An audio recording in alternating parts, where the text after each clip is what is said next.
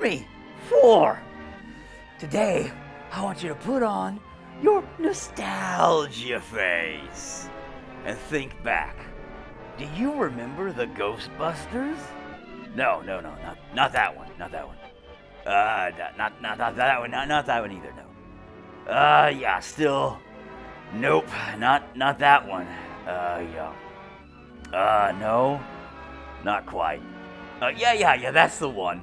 That one they just made. The all-female Ghostbusters film. All girls, the whole movie, everything. Just women everywhere. It was a not sausage fest. It was a clam chowder fest. Ew, no, I should not say that. Like maybe a Arby's sandwich fest? Oh, gross, that's even worse. Jesus Christ, what? I don't think that's worse. Like a Arby's clam chowder sandwich fest. Okay, let's take a step back and let's do that over again. So, the all Saturday Night Live cast version actually wasn't as bad as a lot of people seem to remember it, I don't think. They went through and completely revamped a lot of things and tried to keep on course with the original Ghostbusters film, which was stupid. They should have made it a passing of the torch film, where the original Ghostbusters, though they had cameos in this one, they should have been there saying, hey, we're getting too old to do this kind of crap. We're going to pass the torch on to the next generation of, Ghostbusters. I think that would have definitely done a lot better for the fans, both new and old. It would have introduced the old franchise to the new fans of characters, old and new, to everybody in cross country. What the fuck am I saying? It would have done good for the old fans. It would have done good for the new fans to cross-contaminate each other like a Gordon Ramsay episode, if you know what I'm talking about. He would have been pissed, but everybody else would have been happy, all right? So it would have been one of those moments where old fans would have been, ew, oh, cross-contamination. Where old fans would have been like, oh, these new characters are just getting the torch passed on to them. Kind of like a bad STD. Great. And all the new fans would have been like, who are these old guys? Oh, those are the original Ghostbusters. Cool. Now I can go back and watch the cartoon and understand things. And everybody would have been happy. But what they did was they did some alternate universe shit where they said woman power, apparently. And they said, well, let's just ignore the old movies. Even though we're going to bring back the Stay Puft Marshmallow Man, and we're going to bring back all the old guys for cameos, we're going to kind of half-ass do the original storyline, but modify it. And that really didn't make a lot of sense either. So in that, it was kind of like a clusterfuck of ideas mishmashed with the original ideas to create kind of a combination of whatever the fuck it was. Personally, because my opinions are the only opinions that matter, I would like to have seen something along the lines of the new Extreme Ghostbusters cartoon brought into the forefront of the film industry, because that was cool. Now, I understand what they were doing with the whole PC culture bullshit thing being on high with an all-female cast, and that's fine. I'm not mad about the sex change operation they did on the Ghostbusters franchise. I don't mind it being an all-woman cast. I'm not one of those masturbator misogynists. I'm not a misogynist. I'm a misogynist myself a lot. Oh, I'm gonna have to cut that out. That was terrible. That was very misogynist. That's fine and dandy. Again, if it would have been a passing of the torch like their daughters, or even a whole new group of, maybe students, of Egon Spanglers, like maybe class or something like that. Maybe something along those lines. Kind of like what they did with the Extreme Ghostbusters. That storyline would have been okay. The Extreme Ghostbusters, for those that do not know, was a cartoon that came on a long time later, when the original real Ghostbusters crapped out because they changed hands on productions, and then it became Slimer and the real Ghostbusters. Huge history behind that sucks. When Full House became the Ghostbusters became Full House. It's a long story, but Dave Coulier sucks. Yeah, you do. But when that crap all happened, What ended up happening was the Extreme Ghostbusters took place where they had a eclectic group of characters come in. They had a female Ghostbuster. They had a guy in a wheelchair, which, by the way, they did not focus on his disability as part of the cartoon. Like, it wasn't really a big deal. You know, he found ways to overcome it. So I think it would have been cool to have that also a part of it, not just, well, PC culture, let's just sex change the Ghostbusters into all women. And, kind of deal. Focus on that. It would have been much cooler to have that more eclectic group there.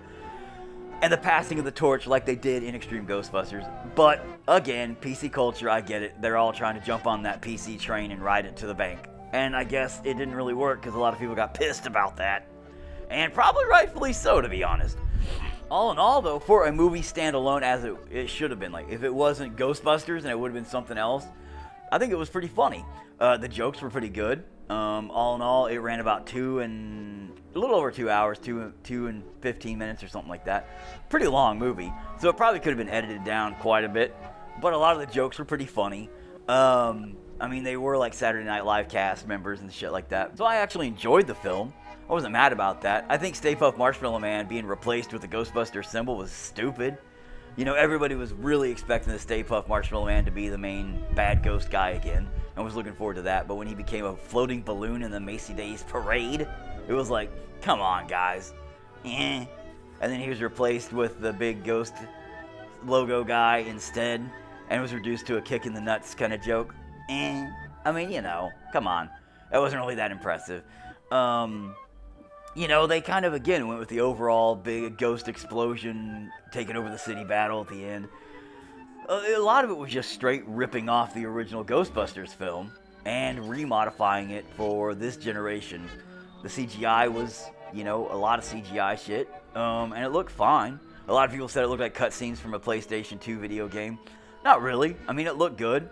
You know, the acting, it was all comedy. The comedy. It was relentless with comedy, but that's what you could expect from a film that was literally SNL, you know, cast members. Minus Thor. Thor was in it.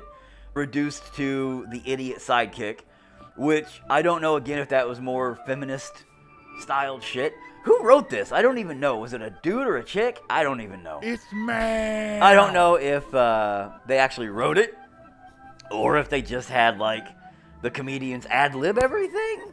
At some points, you almost kind of wonder. The bad guy was that kind of rejected, I'm gonna get revenge kind of guy. The fact that they had people commit suicide, that was a little dark, I guess. Pretty counter-toned, you know, contrast. The rest of the film's all, ha ha ha, this is funny, and suicide. Okay.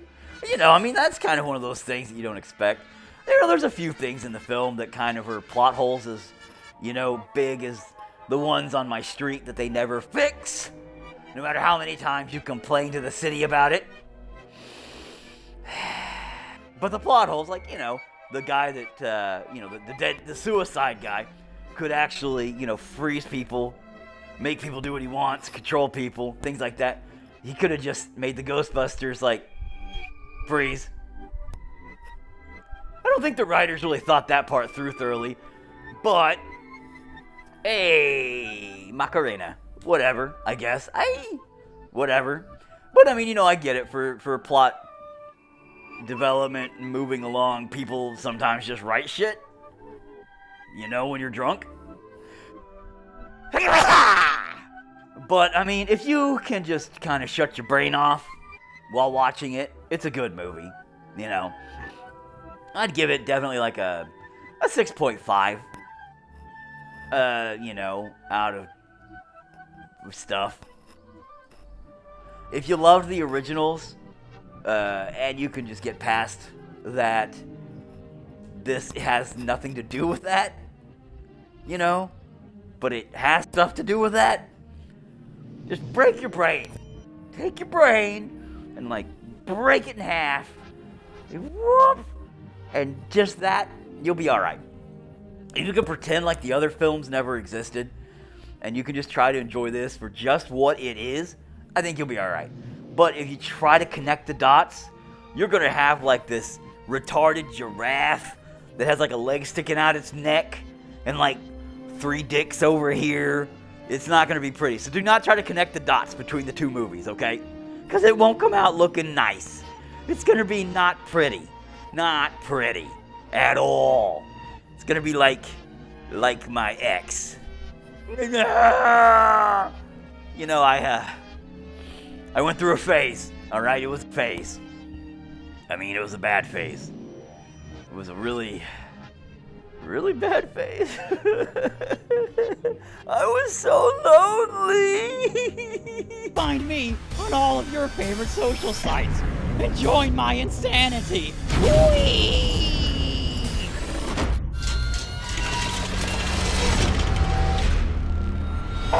Look what I made!